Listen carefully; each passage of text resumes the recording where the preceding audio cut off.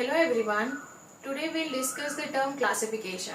Classification means in terms of plants and animals how they have been classified into the different categories and I would say different kingdoms that we have to learn today.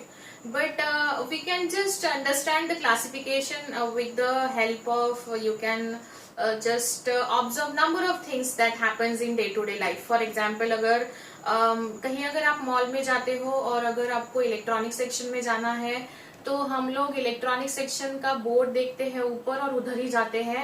Like हम ऐसा नहीं है कि पूरा mall घूमेंगे and फिर वो चीज ढूंढ के लाएंगे, ऐसा नहीं होता है. So there are certain sections of something, तो हम वो सेक्शंस में जाके उस चीज को ढूंढ के लाते हैं. अगर आपको मे बी ग्रोसरी के सेक्शन में जाना है तो हम लोग किड्स के सेक्शन में नहीं जाएंगे. सो वहां लिखा होता है और हमको पता होता है कि हमें जो शॉपिंग करनी है वही हमें जाना है और वही खरीद के लाना है. सो क्लासिफिकेशन मतलब वो हमारे कन्वीनियंस के लिए था. लाइक अगर सपोज वो अगर पैसा नहीं होता तो फिर आपको बहुत दिक्कत हो सकती थी. ऐसा नहीं होता है कि आप मॉल में एंटर किए अपने और वहां सब कुछ ऐसा पूरा मिक्सअप होके अरेंज है, ऐसा नहीं होता है. So yes, the arrangement of things in a very systematic way, I would say it's a classification. So इसीलिए क्लासिफिकेशन प्लांट्स एंड एनिमल्स में कैसे हुआ वो हमें देखना है. So now first is Aristotle. He was the earliest to attempt the more scientific way of classification, and he just observed certain morphological characters in terms of plants and he just made the classification on the basis of that. So classification means he just made plants into herbs, shrubs and trees. He just arranged the plants on the basis of their morphological characters and their sizes also. तो herbs बहुत छोटे से होते हैं, shrubs उससे थोड़े ज्यादा होते हैं, बुशी, एंड ट्रीज काफी बड़े होते हैं. तो उन्होंने बाहर से वो कैरेक्टर्स को ऑब्जर्व किया और उन्होंने क्लासिफिकेशन में ये तीनों अलग अलग यू कैन से कैटेगरीज बनाई. फिर उसके बाद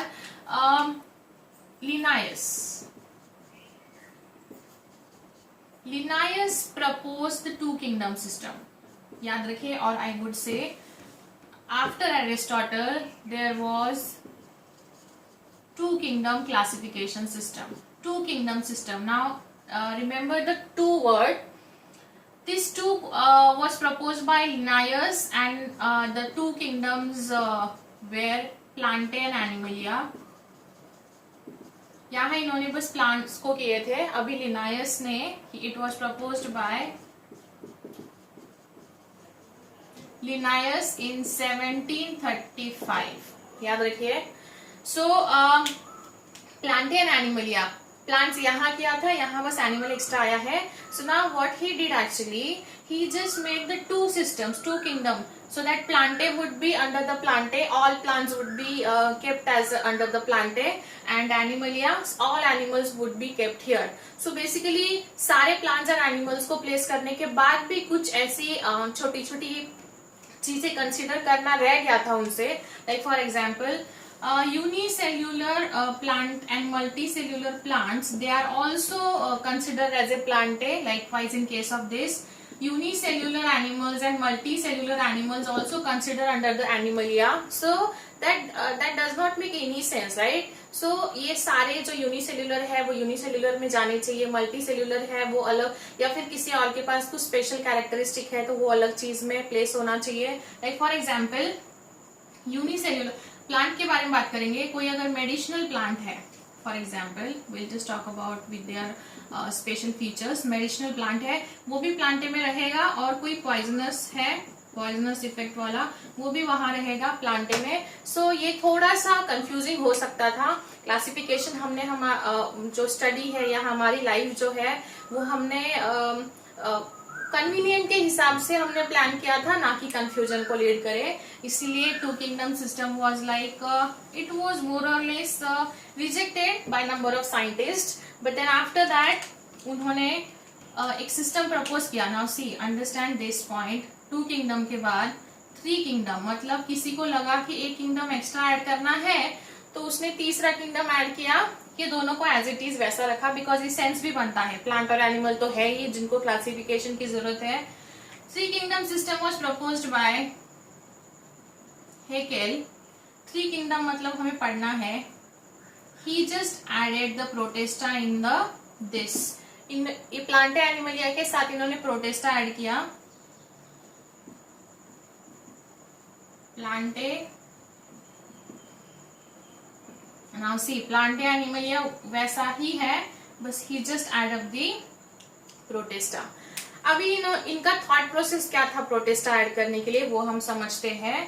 प्लांटे, जैसे मैंने आपको सेल्यूलरिटी के बेसिस पे बताया था, यहाँ multicellular and multicellular, so here he thought that कि हम सारे multicellular plants multicellular इन प्लांटे में रखेंगे, सारे मल्टी सेल्यूलर एनिमल्स हम लोग उधर प्लेस करेंगे, बट इनके जो यूनिसेल्यूलर मेंबर्स है वो हम कहाँ प्लेस करेंगे, प्रोटेस्टा में। सो यूनिसेल्यूलर प्लांट्स और एनिमल्स, और एंड एनिमल्स भी बोल सकते हो, so unicellular organisms in terms of plants and animals were placed in the Protista. So ये थोड़ा सा अभी सॉर्टेड लग रहा है बिकॉज मल्टी सेल्यूलर इधर चले गए और यूनिसेल्यूलर इधर आ जाएंगे, तो ये थोड़ा सा सेंस वाला क्लासिफिकेशन हमको फील हो रहा है, बिकॉज यहाँ सेल्यूलरिटी के बेसिस पे अगर हमने उनको क्लासिफाई किया है तो यस बॉडी ऑर्गेनाइजेशन भी अल्टीमेटली क्लासिफाई हो ही जाएगा। सो यस 3 किंगडम सिस्टम हो गया, 3 किंगडम आ गया, प्रोटेस्टा, प्लांटे एंड एनिमलिया, ठीक है। फिर उसके बाद हैकेल ने 1866 में किया था, third kingdom was proposed bye 1866, याद रखिए। नाउ 4 किंगडम, फिर उसके बाद आया 4 kingdom classification system. 4 kingdom was proposed by Copeland in 1956, ठीक है। 1956 में इन्होंने एक नया किंगडम ऐड अप किया, और वो कौन सा है वो हमें देखना है। इन्होंने ऐड किया Monera, and as it is जैसे प्रोटेस्टा, प्लांटे, एनिमलिया, ये एज इट इज यहां रहेंगे तीनों। इन्होंने बस उनका एक पॉइंट ऑफ व्यू रख के मोनेरा ऐड किया। अभी मोनेरा जब इन्होंने ऐड किया तो उन्होंने इनका थॉट प्रोसेस देखते हैं क्या है। Protista, Plantae and Animalia, they all are having eukaryotic cell in it. इनके सबके पास यूकैरियोटिक सेल था, लेकिन Monera kingdom it has a prokaryotic cell in it. So Copeland thought that on the basis of their different cell types, different cell type के basis पे उन्होंने classify किया basically. So Protista, Plante, Animalia, they are the eukaryotic one. They both are the multicellular, और इन दोनों की जो unicellular है वो Protista में रहेंगे, confusion create मत करिए. Monera is it has a prokaryotic cell, so all organism they are having a prokaryotic cell would be placed under the Monera. So ये कितना किंगडम हो गया, 4 kingdom, but still it's a incomplete classification. अभी भी इसमें बहुत सारी चीजें हैं जो कि एडअप करना बाकी है। बट देन फाइनली 4 किंगडम के बाद हमको पढ़ना है 5 किंगडम सिस्टम। तो 5 किंगडम सिस्टम में एक किंगडम जो ऐड किया गया है वो हमें पढ़ना है अभी। सो 5 किंगडम सिस्टम अभी हम पढ़ेंगे, जो कि proposed by R.H. Whittaker। 5 kingdom classification system proposed by R.H. Whittaker in 1969. याद रखिए, that can be a question in the exam. So now we already have seen the 4 kingdom. अभी हमें पढ़ना है 5th वाला कौन सा है। So first kingdom was like same, Monera. Another would be Protista. Then he mentioned the 3rd kingdom here, जो इन्होंने ऐड किया था, and 4th one would be the Plante, and next would be the Animalia. So first kingdom, second kingdom, this is the 3rd kingdom, 4th kingdom and 5th kingdom. कौन सा organism या कौन सा category है जो कि 3rd में place हुआ होगा, कोई गेसेस कर सकता है? सो यस, यहाँ हमने ऐड किया है, लाइक इन्होंने विटेकर ने ऐड किया है, इन्होंने ऐड किया है fungi. So basically Monera, all prokaryotic comes under the monera. Protista, fungi, plantae, animalia, they all are having a eukaryotic cell. So cell के बेसिस पे भी क्लासिफिकेशन हो गया. एंड और भी 2-3 क्राइटेरिया है जहां हमें क्लासिफिकेशन पढ़ना है, वो भी हम पढ़ लेते हैं. सो फंगाई, सो यहाँ आपको याद रखना है 1 2 3 4 5. Now this is the 5 kingdom classification system जो कि हमको अभी डिटेल में पढ़ना है. ठीक है, हमने देखा 2 किंगडम सिस्टम 3 4 एंड 5, हम उनका हिस्ट्री के साथ शुरू किया था, और अभी हमारे पास जो सिस्टम है बुक्स में, वो सिस्टम हम अभी पढ़ रहे हैं. तो अभी हेडिंग दीजिए आपकी नोटबुक में 5 किंगडम सिस्टम, और एक पेज पे ऐसे साइड बाय साइड कॉलम में लिखते चलिए. तो मैं यहाँ उसका टाइप होगा on the basis of which type they have classified these 5 kingdom. तो यहाँ मैं लिख रही हूँ मोनेरा, फिर प्रोटेस्टा, आफ्टर दैट फंगाई,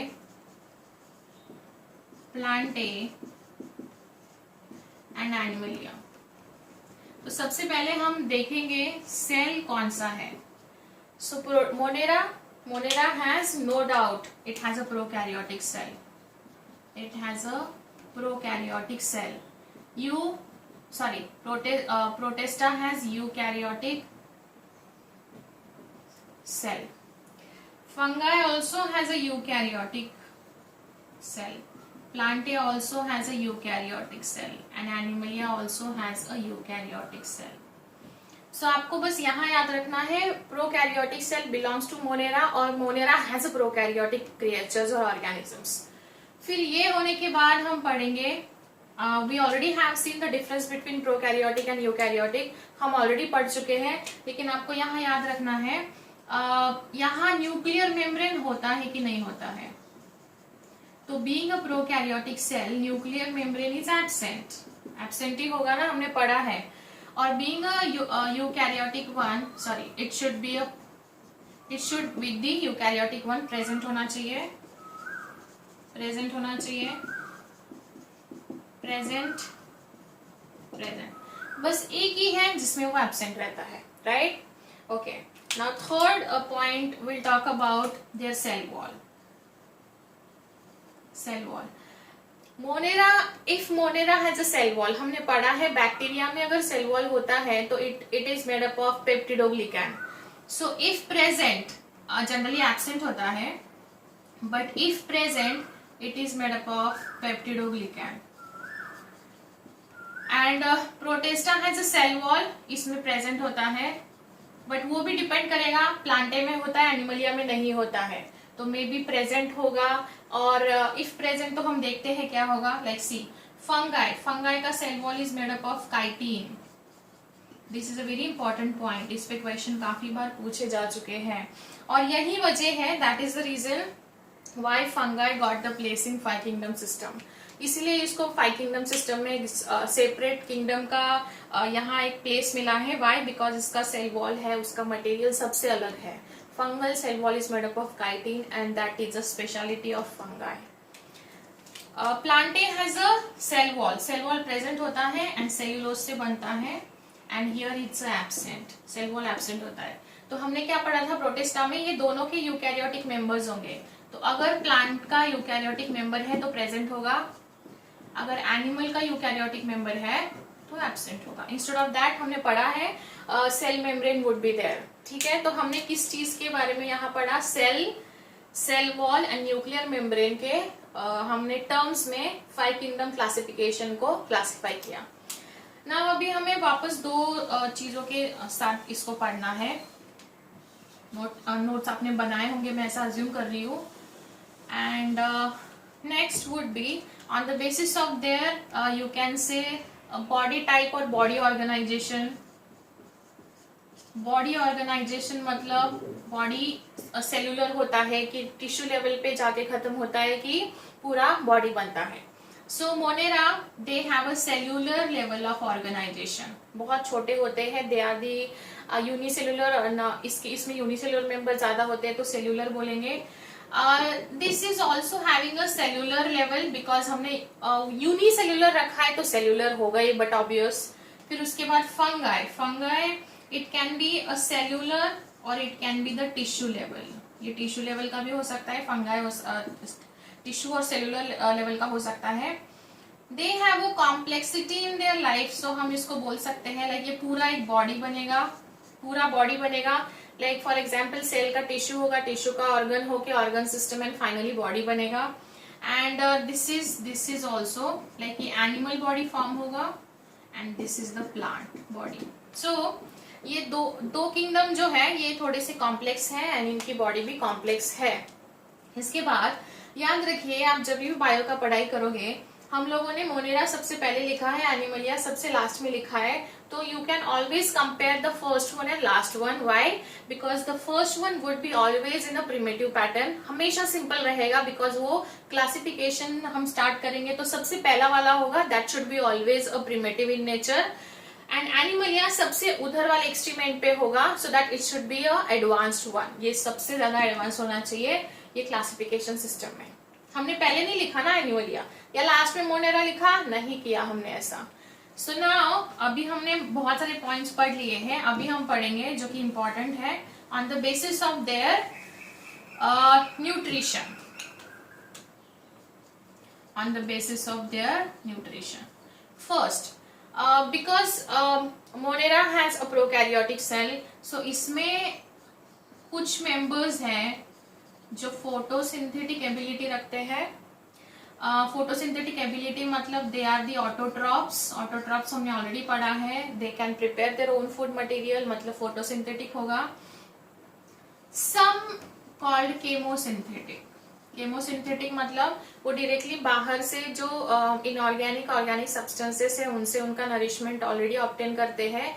ये कहाँ होते हैं chemosynthetic? Most of the time the example of this is a bacteria, जो कि बहुत ज्यादा डीप अंडर द ओशियन, जहां सनलाइट नहीं मिलता है या बहुत ज्यादा कंडीशंस काफी फ्रीक्वेंटली चेंज होती है, जैसे वाटर करंट चेंज होता है, टेम्परेचर ज्यादा हाई रहता है या फिर कोल्डनेस ज्यादा रहता है, तो ये एक्सट्रीम कंडीशन में सरवाइव करने के लिए उनको केमोसिंथेटिक तरीका एक्वायर करना पड़ता है। Generally archaebacteria is the example of chemosynthetic one.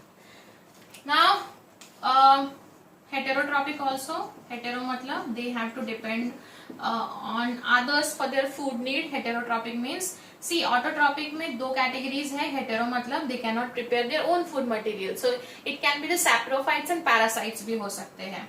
saprophytes, bacteria, saprophytes and parasites. Now remember saprophytes and parasites का difference क्या होता है? saprophytes मतलब वो जो ऑर्गेनिज्म है वो डेड मैटर पे फीड करेंगे, so they generally feed on the dead tissues, and parasites living tissues पे फीड करते हैं। ठीक है, ये डिफरेंस याद रखिए दोनों का। सो बैक्टीरियल डिसीज हमको होते कि नहीं होते, तो हमको वो अटैक करते हैं, प्लांट्स पे अटैक करते हैं, तो they can be the this one saprophytes और पैरासाइट्स। नाउ प्रोटिस्टा, ये प्रोटिस्टा अगर प्लांट का मेंबर है तो फोटोसिंथेटिक करेगा, फोटोसिंथेसिस करेगा। सो फोटोसिंथेसिस से करेगा मतलब वो कौन सा नेचर हो जाएगा उसका? Again autotrophic in nature. And if the creature और the organism is from the Animalia, then it should be the heterotrophic one. Heterotrophs हो सकता है वो।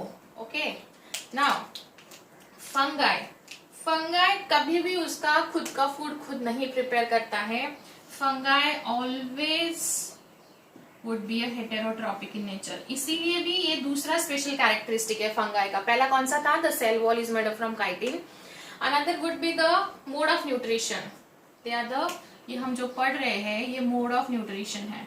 सो इसका मोड ऑफ न्यूट्रिशन जो है वो हेटेरोट्रॉप होगा, ये हमेशा दूसरों पे डिपेंडेंट रहता है for the food need, and that is why again इसको थर्ड किंगडम में रखा गया है।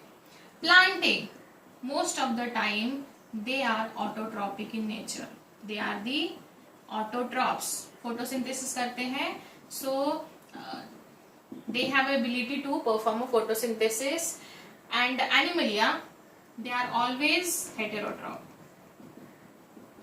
heterotrophs होते हैं, they cannot able to prepare their own food material. So classification system में ये दो चार ऐसे कैरेक्टर्स हैं जिनको उन्होंने जो कैरेक्टर्स हैं on the basis of this character they have form this 5 kingdom classification system.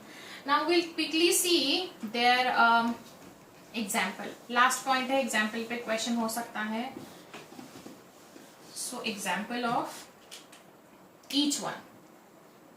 यहाँ तो सब बैक्टीरिया ही होंगे. बैक्टीरिया होगा, आर्के बैक्टीरिया होगा, साइनोबैक्टीरिया होगा. So these are the examples of Monera. Protista. Protista में बहुत सारे हैं, लाइक जैसे डेस्मिड्स,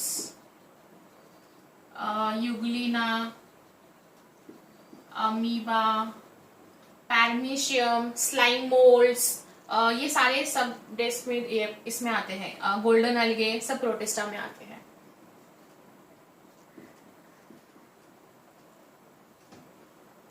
फंगाई. फंगाई में आप पेनिसिलियन का एग्जाम्पल दे सकते हो. पेनिसिलिन, फिर पेनिसिलियम, फिर उसके बाद बहुत सारे हैं, जैसे राइजोपस लिख सकते हो. Rhizopus, Albugo. उसके बाद मशरूम, ये एग्जाम्पल है फंगाई का. प्लांटे, कोई भी प्लांट आप यहाँ लिख सकते हो. May be it can be the mango और नीम ट्री. एनिमलिया में भी एलिफेंट, कैट, डॉग, जो भी एनिमलिया है उसका एग्जाम्पल आप लिख सकते हो. So that was the 5 kingdom classification system. Maybe अगर क्वेश्चन आया तो आपको याद रखना है on the basis of cell wall, nucleus, cell type, their body organization and mode of nutrition. These 5 kingdoms classification, this system is divided into or on the basis of that characters, this is the 5 kingdom classification system. And इसको अच्छे से याद करिए, question हो सकता है. Scientist and उनके year of discoveries पे भी हो सकता है. सो क्लासिफिकेशन काफी इंपॉर्टेंट है एग्जाम पॉइंट ऑफ व्यू से. इसके नोट्स बनाए, जैसे मैं हमेशा बोलती हूँ, नोट्स बनाइए, उसको याद करिए.